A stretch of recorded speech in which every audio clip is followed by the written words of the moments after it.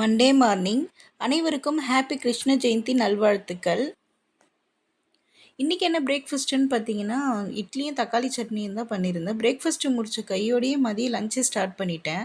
ஏன்னா இன்றைக்கி கிருஷ்ண ஜெயந்தி கொஞ்சம் பூஜை ஒர்க் எல்லாமே இருக்குன்னு சொல்லிட்டு காலையிலே முடிச்சுட்டா ஈஸியாக இருக்குன்னு சொல்லிட்டு காலையில் ஸ்டார்ட் பண்ணிட்டேன். இன்றைக்கி என்ன லஞ்ச் பார்த்தீங்கன்னா, ஒயிட் ரைஸ், காய் சாம்பார், கருணக்கிழங்கு அப்புறம் வாழைக்காய் ஃப்ரை தான் பண்ணியிருந்தேன்.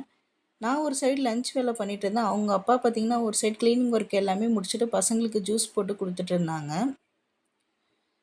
நம்ம கிருஷ்ணருக்கு பார்த்தீங்கன்னா, எனக்கு எல்லாமே செஞ்சு படைக்கணும்னு சொல்லிட்டு தான் ஆசை. ஆனால் பசங்கள வச்சுட்டு என்னால் செய்ய முடியாது. ஸோ நான் பார்த்தீங்கன்னா, கடையில் தான் கொஞ்சம் திங்ஸ் வாங்கியிருந்தேன். சீடா பாக்கெட், ஸ்வீட்டு, முறுக்கு பாக்கெட், கொஞ்சம் ஃப்ரூட்ஸ் எல்லாமே வாங்கியிருந்தேன். நம்ம கிருஷ்ணருக்கு பால் சம்மந்தப்பட்ட 5 பொருள் வச்சு படைச்சாலே ரொம்ப திருப்தியாக இருக்கும். என்னென்னு பார்த்தீங்கன்னா, வெண்ணெய், நெய், தயிர், மோர், பால். இது 5மே வச்சு படைச்சாலே நம்மளுக்கு போதும். வேறு எதுவுமே வைக்க வேணாம். இது 5 வச்சு படைச்சா அவ்வளோ ஒரு திருப்தியாக இருக்கும். அப்புறம் பார்த்திங்கன்னா, அவல் சம்மந்தப்பட்ட பொருள் கிருஷ்ணருக்கு ரொம்ப பிடிக்கும். அவல் பாயாசம், அவல் லட்டு, அவல் கொழுக்கட்டை அந்த மாதிரி எல்லாமே பிடிக்கும். நான் இன்றைக்கி என்ன பண்ணேன்னு பார்த்தீங்கன்னா, அவல் லட்டு தான் பண்ணியிருந்தேன்.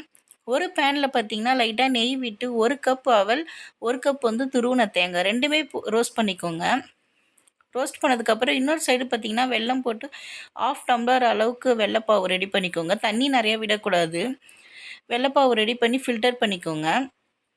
ஏன்னா அடியில் மண் தங்கியிருக்கும். இன்னொரு சைடு பார்த்திங்கன்னா இன்னொரு பேனில் நெய் விட்டு முந்திரி, திராட்சை, பாதாம் எல்லாமே போட்டு நல்லா பொரித்து வச்சுக்கோங்க.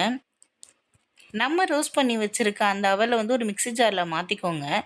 அப்புறம் நம்ம ரெடி பண்ணி வச்சுருக்க அந்த வெள்ளைப்பாவை இதில் ஃபில்டர் பண்ணிக்கோங்க. மண் இருக்கும், ஃபில்டர் பண்ணிக்கோங்க. ஃபில்டர் பண்ணிவிட்டு பார்த்திங்கன்னா மிக்ஸியில் லைட்டாக நொரன்னு அரைச்சிக்கோங்க.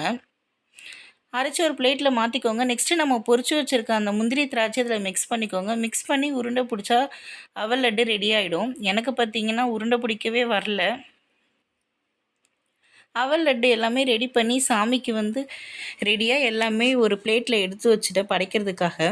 இந்த வேலை எல்லாமே முடிச்சுட்டு பசங்களையும் குளிக்க வச்சு ரெடி பண்ணிட்டேன். மதியம் போல் படைக்கலான்னு சொல்லிவிட்டு பசங்களும் குளிச்சுட்டு கொஞ்சம் நேரம் விளையாடிட்டு இருந்தாங்க. அதுக்கப்புறம் பார்த்திங்கன்னா நான் பூஜை வேலை எல்லாமே ஸ்டார்ட் பண்ணிட்டேன். சாமி ஃபோட்டோக்கு எல்லாமே பூ வச்சு, பொட்டு வச்சு, விளக்கெலாம் ஏற்றி எல்லாமே ரெடி பண்ணிகிட்ருந்தேன். இன்றைக்கி எங்கள் வீட்டில் பார்த்திங்கன்னா, உங்கள் வீட்டில் எல்லாம் ஒரு கிருஷ்ணர் தான் வந்திருப்பார். எங்கள் வீட்டில் பார்த்திங்கன்னா 3 கிருஷ்ணர் வந்திருந்தாங்க. 3 பேருமே பாதம் வச்சு உள்ளே வந்திருந்தாங்க. ஃபஸ்ட்டு பார்த்திங்கன்னா என்னுடைய பெரிய பையன், நெக்ஸ்ட்டு பார்த்திங்கன்னா என்னுடைய சின்ன பையன் வந்திருந்தாங்க. 3வது பாப்பா வந்திருந்தாங்க. 3 பேருமே பாதம் வச்சு உள்ளே வந்தது அவ்வளோ ஒரு சந்தோஷமாக இருந்தது. அவங்க பாதம் வச்சு உள்ளே வந்ததுக்கப்புறம் பார்த்திங்கன்னா பூஜை பண்ணி சாமிக்கு படைத்தேன். மனசுக்கு அவ்வளோ ஒரு திருப்தியாக இருந்தது.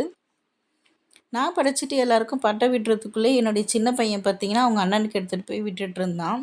3 பேருமே இப்படி தான் மாற்றி மாற்றி அவங்களே படைச்சிட்டு பட்டை விட்டுப்பாங்க. இன்றைக்கி டே நாங்கள் இப்படி தான் செலிப்ரேட் பண்ணோம். நீங்கள் எப்படி கிருஷ்ண ஜெயந்தி செலிப்ரேட் பண்ணீங்கன்னு சொல்லிட்டு கமெண்ட் பண்ணுங்கள். இந்த வீடியோ பிடிச்சிருந்தா லைக் பண்ணுங்கள், சப்ஸ்கிரைப் பண்ணுங்கள். நாளைக்கு வேறு ஒரு விளாகில் பார்க்கலாம். பாய்.